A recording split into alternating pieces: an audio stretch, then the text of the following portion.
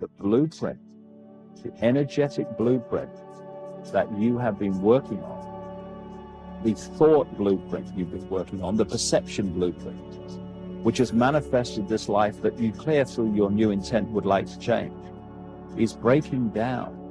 And therefore, the life we'd like to change is also breaking down.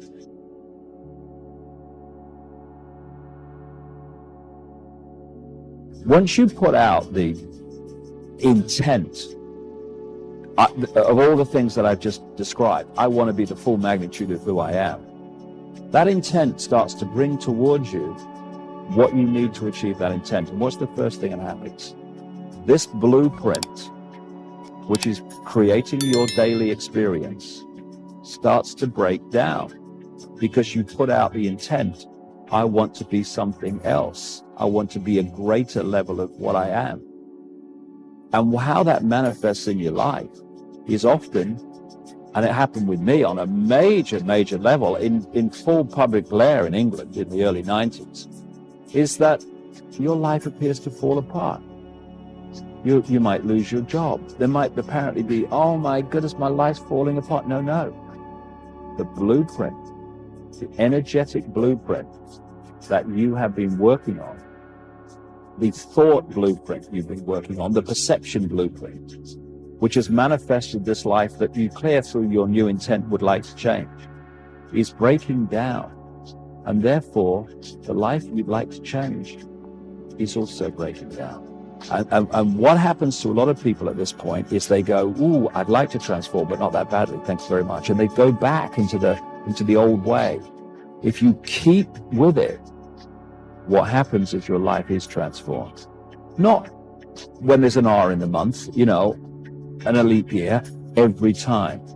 But we need to do is stick with this transitional period when the old blueprint's breaking down, and therefore its old expression is breaking down. And because it's so often life presents its greatest gifts brilliantly disguised as our worst nightmares. And so often when you keep on that path, you look back and you say, I didn't like it, but it set me free.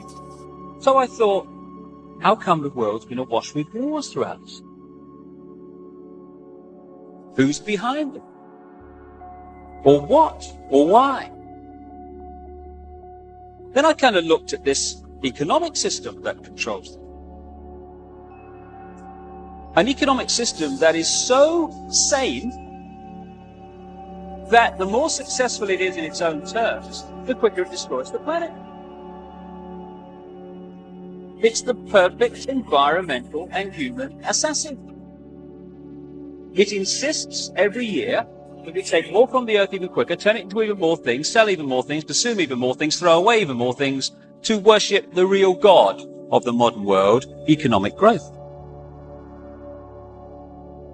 It insists that every year, 20% of the people of the world consume 80% of these resources, while leaving the other 80% to get by on the other 20%. Crazy. Of course it is. But that's the economic system, take, make and throw away, that controls your life and mine. And that of 6 billion people nearly. So I thought, what's behind this self-destruction? Or who and why? I started to look at some of the other conventional wisdom that we pass on from generation to generation as the only way of doing things in this world.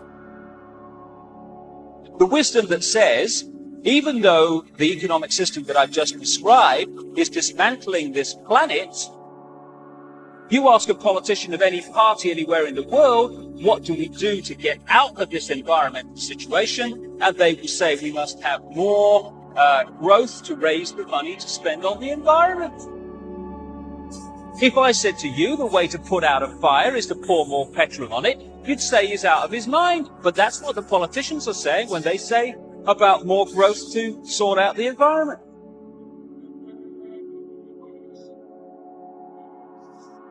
It's conventional wisdom that it's fine to treat animals as their commodity, to be made as fat as possible, as quick as possible, on as little food as possible.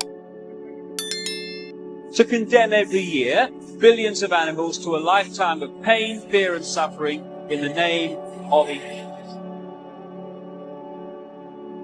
You're sane if you judge your success in healthcare not by how many people are healthy, but by how many diseased people you manage to treat. We're treating more patients than ever before. Why?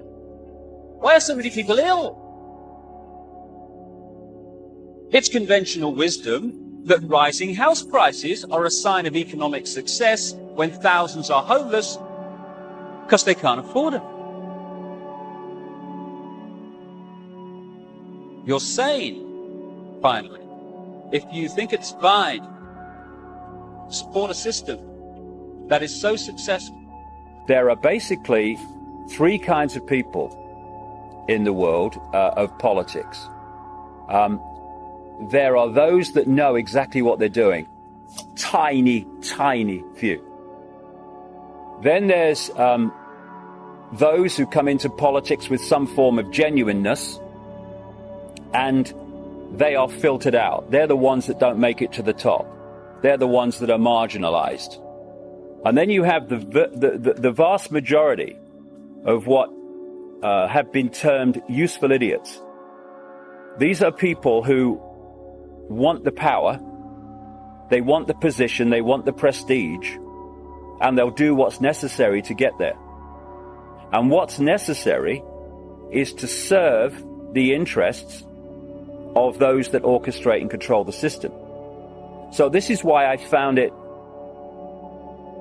a real head shaker to see over the last year people I thought might know better actually believing that Barack Obama was a genuine man who had come out of nowhere and somehow the system he was pledged to challenge had funded his election campaigns to record levels. And somehow turkeys were voting for Christmas on Wall Street. Yeah, we don't like the lifestyle we've got. No, we're going to support this guy so he changes all the systems so we don't have the power we had before. Yeah, that makes credible sense to me. Yeah, of course. What Obama is a man who has played the game to the extent that it's got him to power. But he can only do that if he serves those that got him into power. Oh, there's another category, if you like, of politician, and they are people who have, and this network of families is really always on the lookout for this. They are people who have massive secrets, sometimes involving children and other things, that if revealed would destroy them. The power to reveal it is the power of those that control the mainstream media at ownership level and have the power to keep it quiet. So once you are faced with that choice, you run your country or you run your department, whatever, in line with what we tell you. Otherwise, this gets revealed, then you're going to have a very, very good chance that what do they say? When you've got them by the balls, their hearts and minds will follow. Right? That's the position that a lot of world politicians are in. Why? Because these guys are looking to put those people in power, because then they got them.